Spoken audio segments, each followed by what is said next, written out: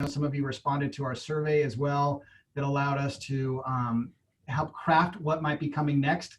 But we're super excited to have today's series kick off with this topic, which I will hand over to someone else to introduce. But again, thank you all for being a part of Leadership San Ramon Valley, for supporting us and allowing us to help support you as you continue your leadership growth in our community through our graduate series. So welcome back. Love to see all the faces. I'm super intimidated by all the people that I see because you guys are some heavy hitters in our community. So thanks for letting me be a part of this, and welcome. So at this point, I'd love to hand the microphone and the attention over to Vicki Harris. Hey everyone, I'm Vicki, also a member of the Board of Directors for Leadership San Ramon Valley, and I am very excited to introduce Lee Jourdan to you. So my real job, or one of my jobs, is I work for Chevron as an employee, and I am the recipient of his efforts. So I have literally felt the cultural shift in our company, but it's hard to put it into words in terms of how do you deliver actionable programs and real change, and that's what he's here to talk about. So a little bit about Lee. He's a graduate of West Point. He reached the rank of captain while serving as a logistics officer and paratrooper in the 18th Airborne. He's been in the energy industry since 1983. So he's currently our Chief Diversity Officer, and he runs the Office of Global Diversity and our Ombuds Center of Expertise. Prior to that, he worked as our Vice President of Commercial for our Indo-Asia Business Unit and the General Manager of Commercial and Business Development for our Asia South Business Unit. After 9 years living in Thailand and Indonesia, he now lives in Houston with his wife Diane of 39 years, and they have 3 children and 2 grandchildren. He's a golfer, and he has co-authored his father's memoir. So if you want to go on Amazon and look for it, it's called From Shoeshine to Star Wars. And he also serves on the advisory board of Search Homeless Services in Houston. And this is my favorite one because something good did happen in 2020. So Lee was recently named to the Business Insider's 2020 list of 100 people transforming business in North America. So I'm super proud to introduce Lee Jourdan, Chevron's Chief Diversity Officer. Thank you so much for that, Vicki. I assume you all can hear me well enough. You know, the best part about that bio is that it says I'm a golfer, because when you write it yourself, you can say you're a golfer, even though you're not a really good golfer. I enjoy golf is probably what that ought to say. But thanks so much for inviting me. I'm going to try to share my screen here, and let me know if you can see that. Yep. Okay, great, fantastic. It's really a thrill to be here today. You know, the space of D&I, it's interesting this year, I guess, is a way to put it. As you can tell by my bio, I haven't always been in this space. I came into the role about 2 years ago, and learned a lot and continue to learn a lot every day. And it's all good. It's all good. I think we're all moving in a good direction. I think it's important to note that everybody is on a different place in this journey, and to respect that, and to kind of meet people where they are. And not expect everyone to be in the same place all the time. As we talk about the history of D&I at Chevron, you know, you really wouldn't think of an oil and gas company as being on the forefront of what's happening in D&I. One of the things I was surprised to learn once I got into this role is how much we've really done in this space. Now that said, and I always say this, we have a long way to go in a lot of areas. But I think it's always important to look back and appreciate the things that have happened before, and the things that my predecessors did in the role, because there's a lot that we've done. I'll just touch on a few things here, if I could. Really way back in 1962 is when we first started talking about non-discrimination policies, and it really wasn't that popular back then. A lot of the big civil rights action happened, you know, later in that decade, and Chevron or Standard Oil, depending on where you were, was already doing a lot of that. We focused on minority hiring and realized that at that time that diversity was a value and a business driver. We put it into our what we call our Chevron way, which is how we talk about the values that we have in Chevron. And today, we list I think about 8 values in there, and diversity and inclusion is the first. In 1998, we became the first oil and gas company to extend same-sex partner benefits, which was huge. In fact, I just learned the other day that in 2011, we were the first oil and gas company to extend benefits to those going through gender transition. In 1999, we started our employee networks, which today are called employee resource groups. You've heard of ERGs. And so last year we celebrated our 20th anniversary of those. Now you really can't see that.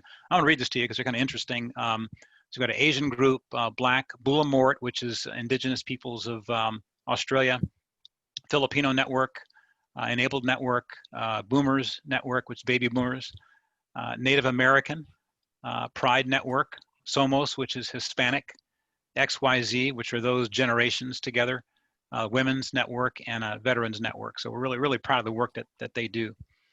In 2005, my office was open, the Office of Global Diversity. I'm the third CDO that we've had in the role. In 2018, our chairman started what he calls the Chairman Inclusion Council, which takes the presidents, the leaders of each of those employee networks, and connects them with our executive leadership team, so that the top 12 people in our organization, the chairman and the top 12 people in the organization, meet 3 to 4 times a year with the leaders of our employee networks, and it's a great conversation. They learn from each other, kind of what's happening in the workforce through these network leaders, and gain advocacy and support from our top deck. And then in 2020, in response to a lot of the social unrest that's happened, we're now embarking on what we call a racial equity framework, which really leverages a lot of things that are already going on. We're not one of those people that just started recruiting, for example, at historically Black colleges and universities. We've been doing it a long time, but we're stepping that up. We're doing things like now seeking to serve on boards. We're not just investing more money in those HBCUs, but we're actually going to meet with our top deck. Our executive leadership team is going to meet with the presidents of HBCUs and better understand how we can support them and create a better pipeline for minority students coming into the workforce. So a lot of good things going on that I'm really proud of. My screen is stuck again. This is the second time this has happened to me. There we go. Okay. All right. So I mentioned the Chevron way, and I mentioned that diversity and inclusion is the first value there, and this is how it's stated. We learn from and respect the cultures in which we operate. We have an inclusive work environment that values uniqueness and diversity of individual talents, experiences, and ideas. And all those can be really just a lot of words unless you really act on them. And what I'm going to do, I'm going to talk for maybe about a half an hour or so, and share some of the things that we're thinking about, and then open it up for questions. And I'm happy to go into more detail about the things that we're doing, some of the challenges that we have, how we're trying to manage those challenges. So please be thinking about questions as I go through a couple of these slides, and I'm happy to entertain any questions that you may have. And what I really want to talk about is really the business case for diversity and inclusion. And I think, a lot of people will engage in diversity and inclusion because it's the right thing to do, but it's also the smart thing to do. It's a business imperative, and Chevron recognizes the value of that. The first thing I want to talk about is, we talk a lot about visible diversity, because particularly in the US, that's where we have legal and historical significance. That's where discrimination has historically been in the visible diversity space. But at Chevron, we actually address what we call 6 dimensions of diversity. You can see here: relational, occupational, societal, cognitive, visible, and values. And cognitive is really where we want to end up. But if we just focus on cognitive, and the example I'll give you is, and I'll talk about the majority here in the US, the majority is white male. If we pulled a white male from, say, 6 universities from all over the country and brought them together, we could argue that, hey, they come from different backgrounds, different regions, we pull them together, we've got cognitive diversity because it's all very diverse. We've got this whole diversity thing figured out. The problem with that is that no one group has a monopoly on talent. And so by addressing the other dimensions of diversity, then you get cognitive diversity as well. And so what we've done is we're beginning to identify what we call the critical dimension of diversity for each region. In the US, it's visible diversity because, again, that's where historically we've had issues. In other places like Nigeria, for example, where there are well over 300 tribes, different tribes, and over 500 languages, there's a potential that there could be marginalization if you're in one of the smaller tribes, because there are three tribes that make up majority of the population. And so they really make an effort to include people from smaller tribes, particularly when they're creating their career or access pipeline. And so they'll reach out into different parts of the country through media to make sure that we're attracting folks from different tribes. And then once they're in the organization, we're also aware of that, because if you're from one of the big three tribes, then people, they can tell by your last name if you are or are not. And by doing that, then they can tell whether or not someone from one of the smaller tribes is included in, say, a selection slate or something like that. Another part of the world where religion plays a larger role, then we may focus on the value dimension of diversity. So it will vary, but the value of it comes from really just broadening the opportunity pool, right? What we want to do is we want to be able to select from and retain the best of the best, no matter where you're from, what your background is, how you're physically abled, what you believe in. The more you're able to broaden that opportunity and dip into all those pools, a better chance you have of attracting the best of the best. And that's one of the real values of diversity, is creating a culture where people want to come work for you, and then once they're there, they want to stay. Then what that all gets to is cognitive diversity, where you've got different ideas and thoughts and experiences and backgrounds to bring to solve problems that we'll have. So next, talk about inclusion. And so, there's not much point in getting everybody in if then you ignore them, right? You've got a team of 10 people, and if 3 of them are ignored, they're not included, they don't feel valued, then you're only utilizing 70% of the resource that you already paid for. The example we use in Chevron is, we build gas plants, and if you're familiar with the manifolds that are involved in gas plants, once they're built, they're not running in an optimal fashion, and so you have to go through and figure out where the different bottlenecks are and release and open up those bottlenecks. And so when you first constructed a gas plant, it may be running at 85%, and once you go through a debottlenecking process, then you get it up to 97, 98% of its capacity.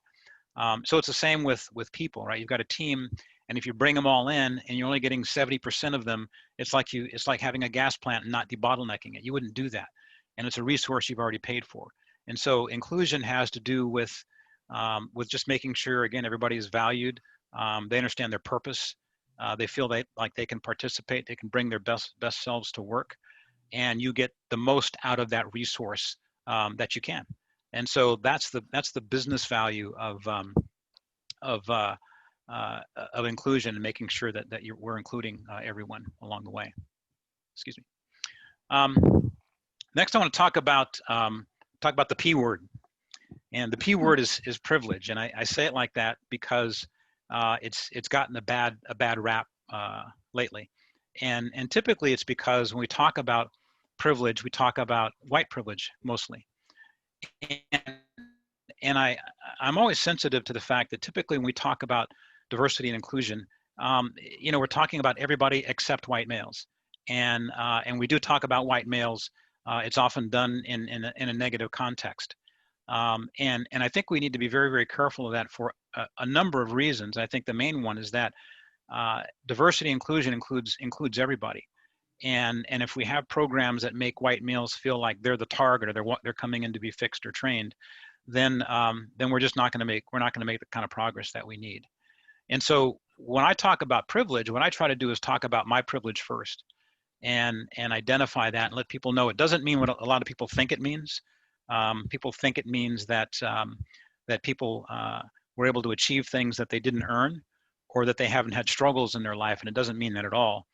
One of the very simplest definitions I've heard when people talk about white privilege is of all the challenges that you've had in your life, by and large, your skin color is not one of them, and all that comes with that. And so, and there are benefits to being in the in group in that sense. Being a black man, I'm often in the out group, but there are many times that I'm in the in group, and these are just some examples. Because I am a straight man who is physically abled, and in this day and age, at this time period, as we go through coronavirus, not being Asian is a privilege, because as you've heard, the administration say, not the administration, I'll be clear, as you've heard Trump refer to the virus as China virus, without getting too political on everybody here, but he has said that. It can put people who are of Asian American or Asian descent at risk. Being straight, I don't have to worry about dropping my kids or grandkids off at school and worry about them being bullied because they have two moms or two dads. That's a privilege. I don't have to worry about access to buildings and facilities and sidewalks and things like that. That's a benefit I have. That's a privilege. Those are things I never have to think about, and that's really what's meant by my privilege. In the bottom left here, this is a campaign that's put on by Catalyst. If you're familiar with Catalyst, they're an organization that focuses on the advancement of women in the workplace. And so this campaign, it's called a bias correct campaign, and it takes two definitions, or one definition really, and applies different words to that definition to demonstrate the difference between how men and women are sometimes viewed.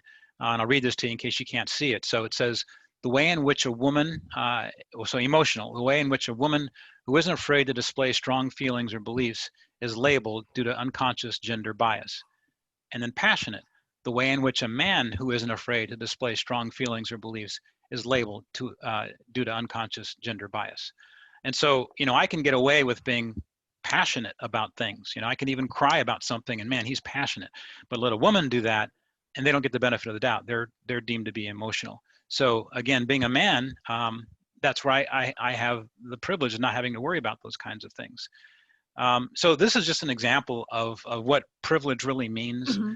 There are things that you can go through life doing without being concerned about how who you are is viewed and how it impacts things around you. So and lastly, I want to just talk a minute about some of the recognitions, and I just share this because again, I don't think people think of Chevron as being an organization that leads the way in diversity and inclusion. And this is just an example of some of the recognition that we've gotten from different organizations over the last several years. And these are not things where we walk in and we say, hey, we're Chevron, give us this award. Most of these, Asia Society, for example, award here, which recognizes the work we've done in diversity and inclusion. These are blind submissions, so it goes to a team, our name and everything is taken off, and they recognize some of the progress that we've made in this space. Now, where we haven't made progress, and I think it's important to always talk about that as well, is in 2019, we became the first oil and gas company to disaggregate our ethnic data. And what I mean by that is, a lot of organizations will share their demographics publicly, but what we were doing, in fact, in our entire industry, we would indicate women and we would say minorities, and we'd show some 5-year history of representation at Chevron for those two groups. But by listing all minorities together and not breaking that down, we couldn't see where some were struggling more than others.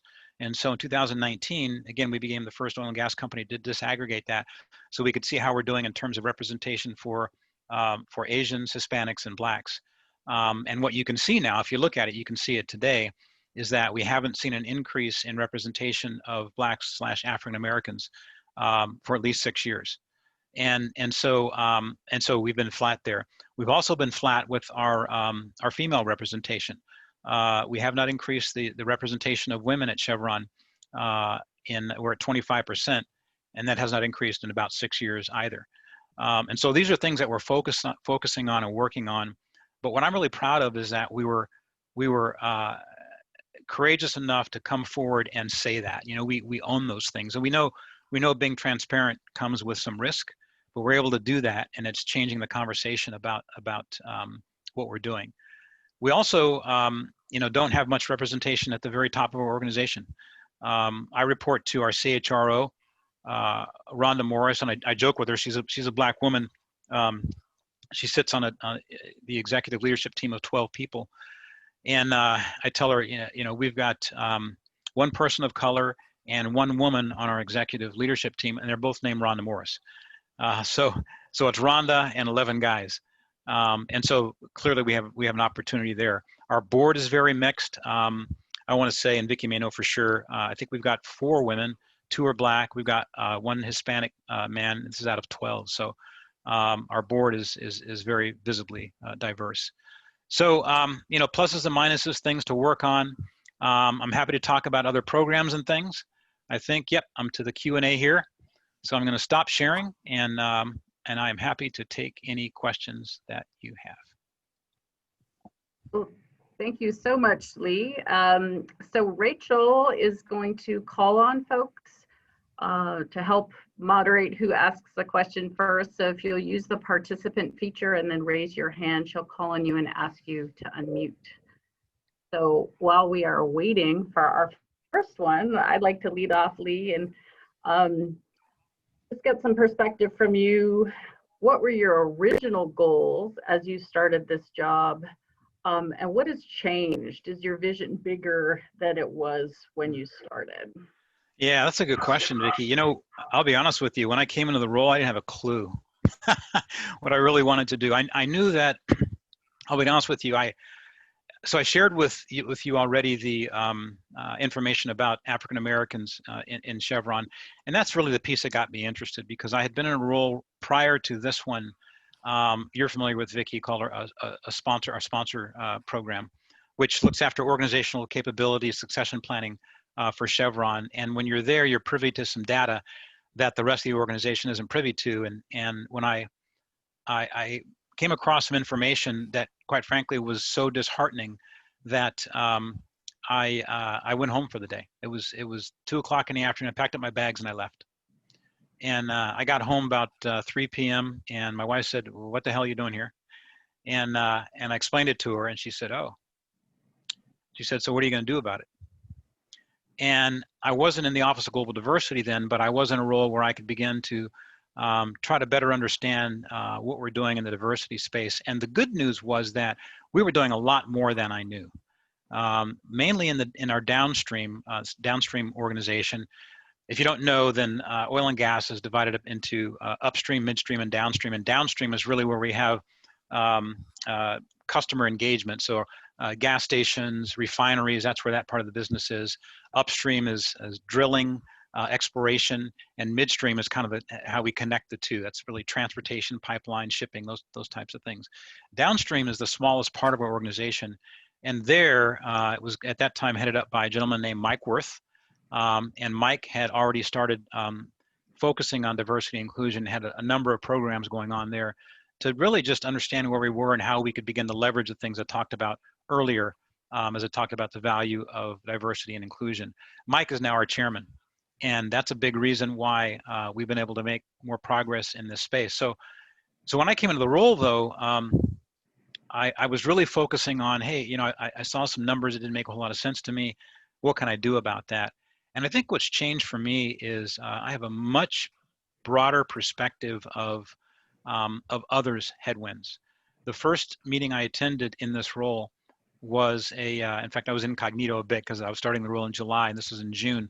There was an event put on by our Pride employee network, and it was specifically to talk about the transgender experience. And this was held in Houston in an auditorium And on the stage were a group of folks that either had gone through transition or had kids who had gone through transition or had family members who had gone through transition. And hearing their stories really put my experience into perspective. I thought, well, if you think you have challenges being a Black man, try being a transgender Hispanic woman and what that brings. And so it you know, again, being a Black man, I kind of went in thinking, well, I have a pretty good sense of what everybody's headwinds are like. I didn't have a clue. And so I've really been able to explore more about the other areas, the other 12 networks, for example, that I wouldn't have a normal affinity to, and understanding the things that they need and their challenges, et cetera. The other thing that I've really learned is, you know, as we talk about white males, if you look at a white male just visibly, you may come to the assumption that they're always in the in group. They've always got all this fantastic, you know, issues, you know, no real issues that they're facing, no headwinds. Not the case.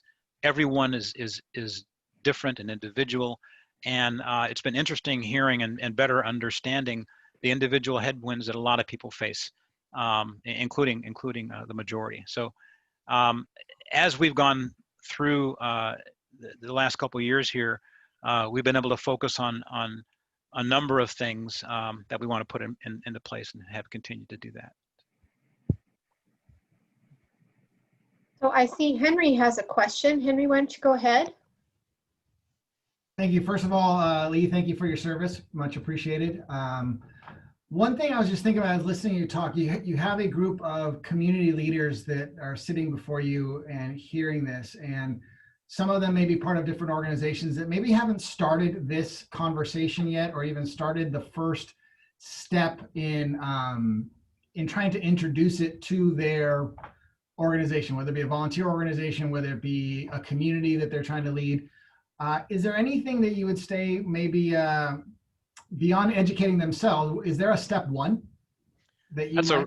That's a really good question, and I have to be honest with you. Last time I got it, I steered them to a consultant, and because I've come in, you know, as I talked early on, everybody's in a different place in the journey, and it's and you have to recognize that and kind of know where you are. And so it really begins with that. It really begins with just kind of, you know, stepping back and looking first visibly, right? Do we represent the community that we serve? Would be a good place to start. Physically, you know, looking at that and saying, well, what's our mix? What's our blend look like? Do we look like that community? And the next step would be around understanding what inclusion looks like. You know, think about, do you really know your people and understand where they may be covering, you know, who's involved in discussions and who isn't, what prevents people from doing that. But it really begins with an assessment of where you are. Do you feel like, you know, again, you reflect what you look like compared to your community and where you want to be ultimately. I would look at metrics, look at your metrics and see how your demographics have changed over time. Get a sense for what kinds of conversations occur in your organization. Do people feel free to talk about these things? You know, what happened after George Floyd's death? Was there conversation or was there not? If there wasn't, that's a key, right? It's particularly if you have you know, Black employees that weren't talking about it at work, then I guarantee you they're carrying a burden and they're dealing with things that they don't stop thinking about when they walk into the door. So you know, so I guess what I'm sharing are, there's a couple ways to look at diversity, and you can look at your demographics, and there are ways to look at how you're doing in terms of inclusion. You know, what conversations are taboo, which are not, and get a sense for that. And I was only half joking about the consultant, and they can be expensive, but a way to do that is to have somebody come in and maybe provide some surveys and things like that, just to get a sense for what people are thinking and what they're feeling, and the kinds of things they'd like to talk about. Because if you don't have a diversity and inclusion program, there's a very good chance that that people are bringing burdens with them to work that impact their ability to be the best that they can be. One quick example I'll give you about that is there's a woman that works for Chevron, who for the longest time, she's gay for the longest time, pretended that she was straight. And she had a picture of her brother behind her on her desk and pretended that was her husband, and had to, you know, make up stories about her weekend and things like that. And she wasn't able to be herself at work. And so she's always kind of hidden and guarded and concerned about those things going forward. So just try to, I think, assess where you are, and then where you are on the journey, and kind of move forward from there. Thank you. So there was a request in the chat, Lee, asking if you could explain further what the term covering means. Oh, when you- sure, yeah. So covering,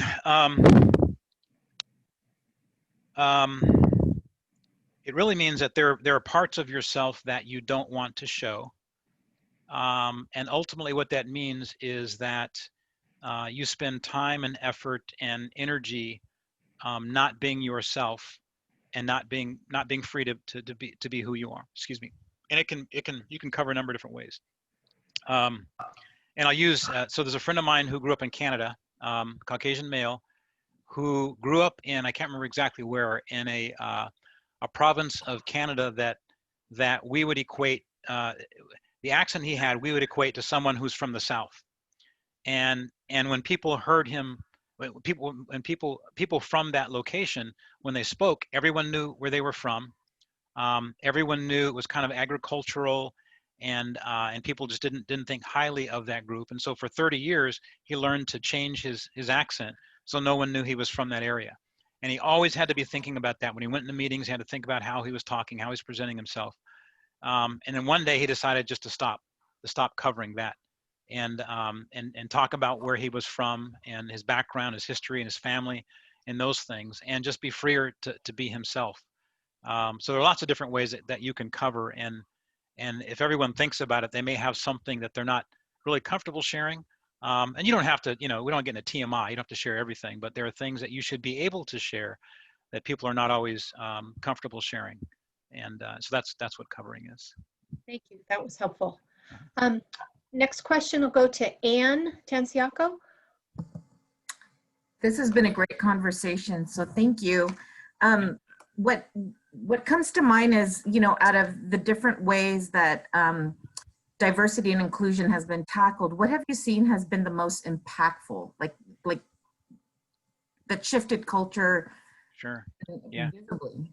Yeah. So two things. I'll talk about what shifted it from a diversity standpoint, what has shifted it from an inclusion standpoint. So with diversity, again, it's facts and demographics and numbers. Because people will assume, either the sky is falling or everything's wonderful, and the truth is somewhere in between. And you really can't align on that until you're able to be more transparent about where you are. And so that, to me, is the biggest mover and shaker, is around first beginning with, seeing physically where the issues are, and beginning to address them. And so we've been doing more and more of that. In fact, we're going through a 15% reduction right now, unfortunately. And for the first time, as we go through these different rounds of selections, we're sharing the demographics for each of these levels of our organization before the selections and after the selections, so people can see what change has occurred. And it has caused a lot different conversations than we've had in the past. With respect to inclusion, we started a program, I mentioned Catalyst earlier. They have a program called MARC, M-A-R-C, which means Men Advocating Real Change. And it's designed, first of all, to recognize that it's the group in power that can really make change happen. We can push for it all we want, but unless the people that really control things want to make that change, then change won't occur. And so it's a recognition that men need to advocate for change, if we're just talking about genders at this point. And so what this program does is you create different engagement circles, talking circles, if you will. And the first set of circles we had, these are 10 or 12 people that get together, and there are maybe 100 of these different teams. Initially, they were single gender teams, and so we had men in one group and women in another group. And if you didn't identify as either, quite frankly, we didn't address that at this time. We just said men or women, join a group. And they talked about issues that women face at work. And we kept them separate so that allowed men to say the really stupid things we say when women aren't around, and allowed women to talk about the things that they need to share amongst each other, right? And then after a couple months of that, we had blended teams where men and women sat together and talked about those issues. And it really changed the conversation. We found, as an example, things we measured were, we surveyed them and we said, okay, if you heard something inappropriate, how many of you would say something? 75% of them said they wouldn't say anything. After they had gone through a year of these MARC discussion circles, asked the same question, 75% said they would say something. So it's a huge, huge shift. So I call the MARC program the gateway drug for these conversations, because once you go down that path, then there's a ripple effect of how people see things differently and have different kinds of communications. We've got some, I don't know, maybe 3,000 to 4,000 people involved in MARC in 16 countries all around the world having these discussions now, and it's really changed things. A derivative of that MARC program, we just launched the pilot earlier this year, is called Elevate. And so we've taken that same kind of a format that we use in those MARC circles, and we're applying it to issues beyond gender. And so they'll talk about, and it varies, and they do it in connection with our employee network. So sometimes it can be around the Asian community, Black community, pride, veterans, et cetera, et cetera. And they have those kinds of discussions about those different affinities as well. So to rehash, I guess it's about being transparent and being aware of your data. And secondly, just finding ways to have those challenging conversations, whether it be MARC or something else. That's really a good place to start. Alan, I'm going to give you the next one. Alan Ramos.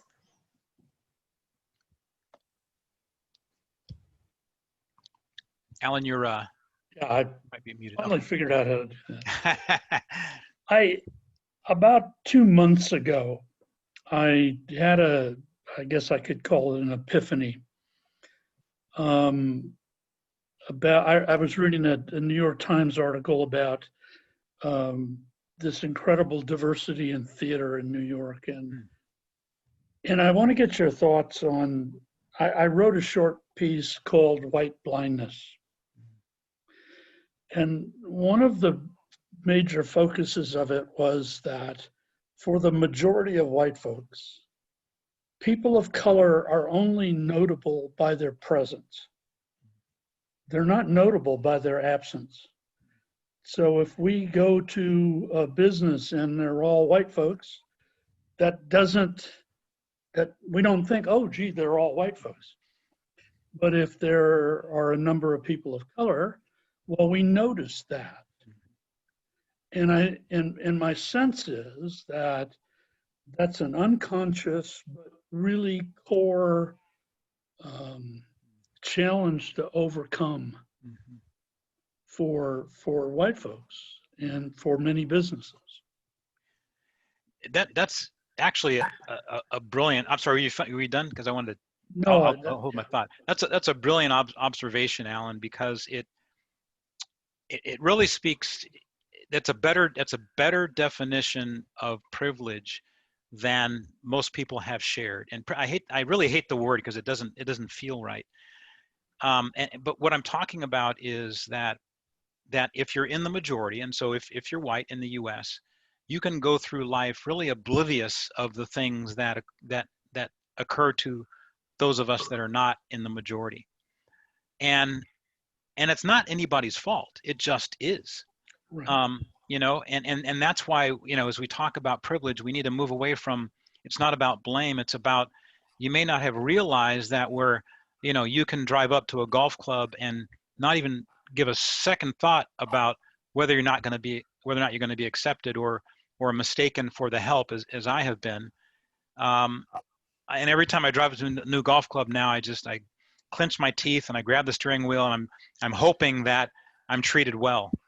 And those are things that if you're in the majority, you just don't ever have to think about. And that is really the definition of white privilege. But I will also say this: it's no easier for you to understand what it's like to be in my shoes than it is for me to understand what it's like to be in yours. And so I'll find a lot of people in the Black community, you know, will get frustrated and say, why don't they understand? It's not that easy. We haven't been there. We're seeing things through different lens. And so I think we have to kind of meet each other in the middle around understanding, you know, if you haven't been through these experiences, it's going to take a while before you get there. Like my example of being in the trans event, I had no idea what they were going through until I sat down and listened and learned and talked. And so I appreciate that insight. I really think that's brilliant. If I could follow up with one secondary issue is I learned in the 90s that the concept of racism being learned, that you don't come out of the womb with that. And it was brought home to me by my daughter. My daughter is Chinese. She was born in China. We adopted her when she was 6 months old. Wow. And when she was about 6, she was watching the finals of Survivor. And I never watched it, but I checked in with her, and it was down to the final 2 people. And I said, who do you want to win? And she said, I want the curly-haired woman to win. There was an African-American woman with curly hair and a white woman with straight hair. And she just saw the difference as being hair. And it was like, of course, she hasn't learned about this thing called differences. And so the concept of unlearning racism has been a lifelong process for me, but it ain't easy. Yeah. What I love to see, to your point, Alan, is you know, young kids, 3, 4, 5-year-olds playing in the park, and they have no clue. All they care is that if you're about the same height as they are, you're friends, right? And off you go. Thank you for that. You're welcome.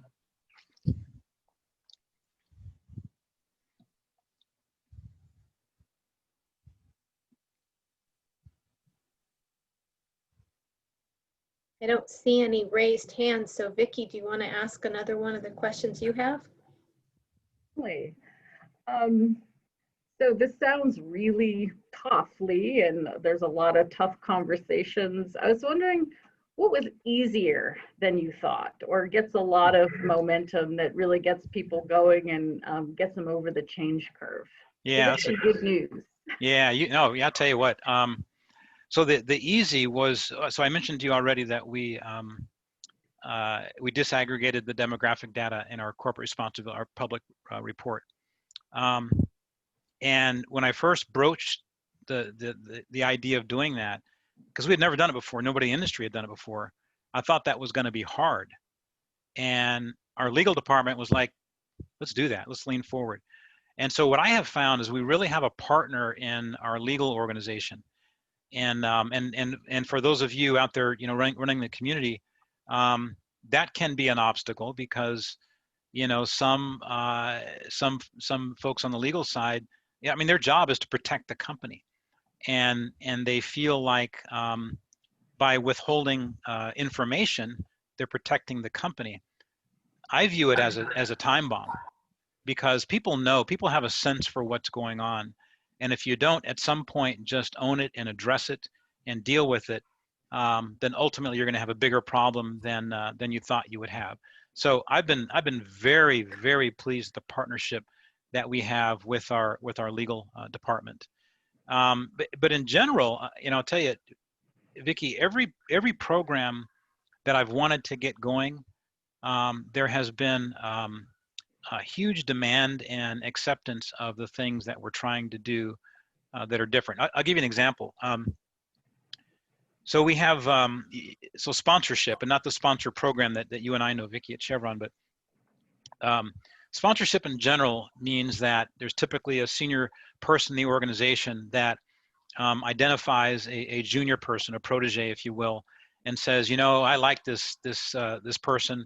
I'm going to advocate for them. I'm going to put my thumb on the scale when it's time to select somebody for a job. I'm going to talk about them. I'm going to help them broaden their network. I'm going to do all these things for them. Well, sponsorship occurs informally. No matter what kind of organization you're in, it occurs all the time.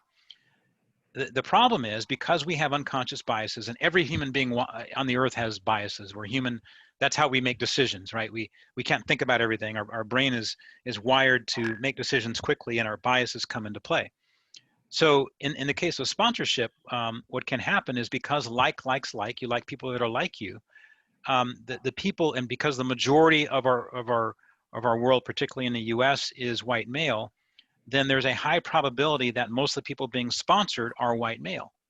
And so the expectation is that there can be a lot of junior white males in the organization that are getting these sponsorship opportunities.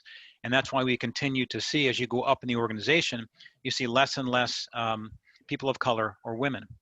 And so one of the things we're doing at Chevron is we're starting a pilot to make sure that a formal sponsorship program to make sure that people from all walks are getting this sponsorship opportunity. And so we're starting the pilot in our finance organization. Our CFO, Pierre Breber, stuck up his hand and said he would do it. And so we're now just going through a process to make sure that his leadership team and the people that they sponsor as a cohort are representative of our workforce and what we want our workforce to look like going forward. So that's just another example of a program that I wanted to start that was pretty easy. Just pitch it and talk about it. And overall at Chevron, I will tell you, it's just been very, very positive because they understand the value, both because diversity and inclusion is not just the smart thing to do, the right thing to do, but it's a smart thing to do. So I'd say a lot of the programs that we wanted to implement have been well received. I think we have time for one more question. I'm going to go with Michelle Lee first, and then maybe we'll close it up. And if Lee's willing to stay on a minute longer, maybe we can take the other one also. We just want to close when we promised. Sure. Okay. So Michelle, go ahead. Oh, she's muted. Yeah, if you're talking, you're muted, Michelle. Hi. Oops, I think you're muted. You muted again. You were off for a minute. Oh, there you go. Okay.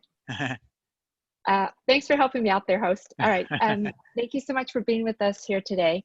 And my question has to do with your comment about the figures that you have for women and minorities, as you were talking about, and that it's been flat for 6 years.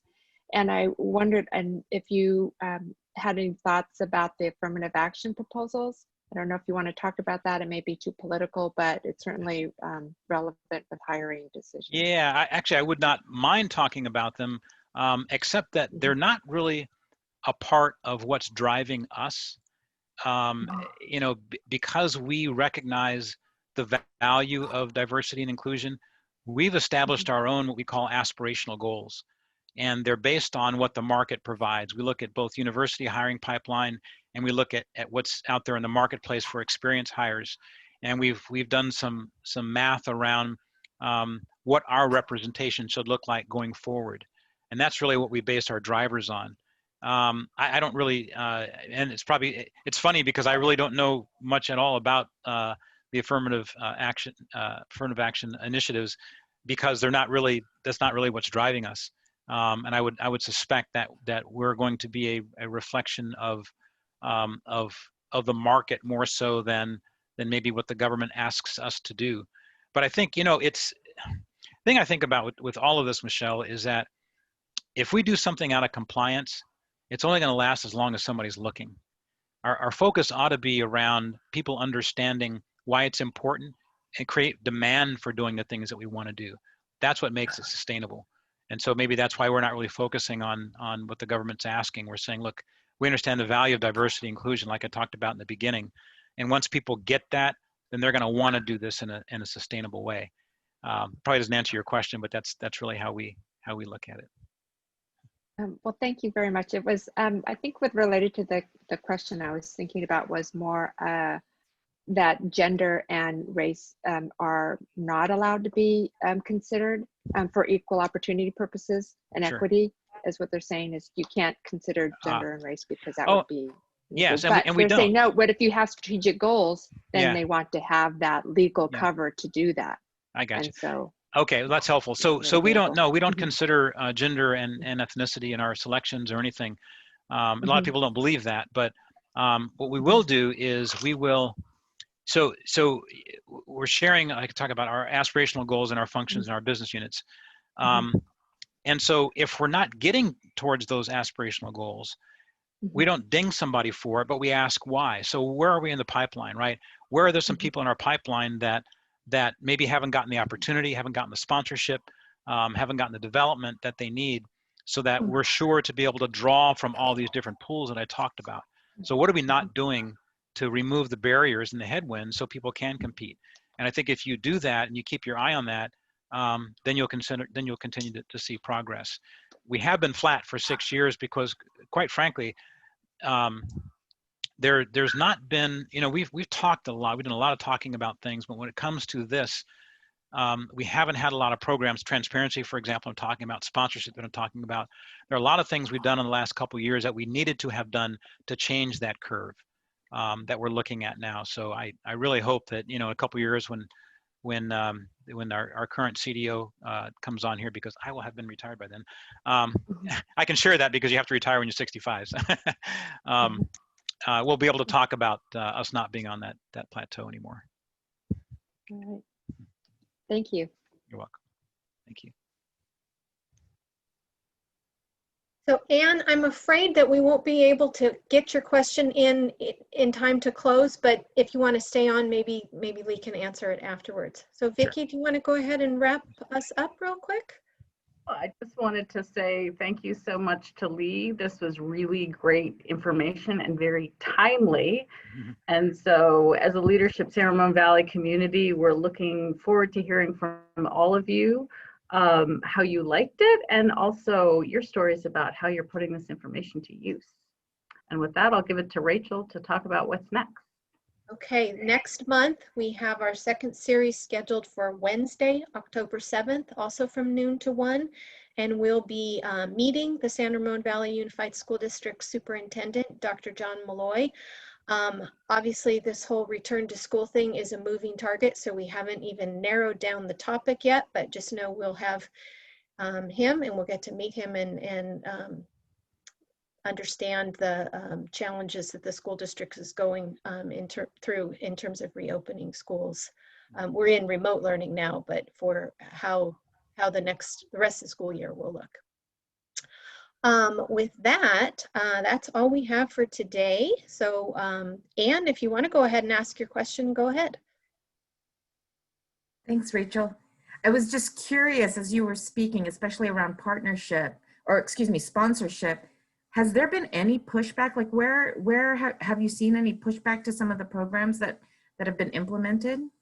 No, there hasn't been pushback. It's interesting because there are some companies that have a formal sponsorship program specifically for a certain group, Black women, for example.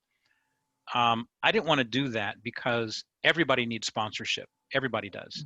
And I didn't want to have a formal program for some and an informal program for others because there's no way to be sure. So part of it was funny because I was basically fighting with the CFO, not fighting, but we disagreed because he thought we should just have one for women. And I was saying, no, we need to have one for everybody. He's a white man. I'm saying, no, we need to have for everybody. So, I mean, it's those kinds of toggles that we have. I'm trying to think really what people haven't really pushed back. It's maybe the speed, and I don't disagree, the speed at which we provide transparent information. We have to agree on that. But I can't disagree with the speed at which we've done it, because too much is going to put us at risk, quite frankly, and I don't want to do that. And too slow doesn't mean progress. So I'm good with what we're doing. I think we're very, very fortunate to have a chairman and legal leadership that are aligned and in sync and understand the value of diversity and inclusion. Those are two key things that you're going to need in your organization: leadership at the top and legal support to make progress.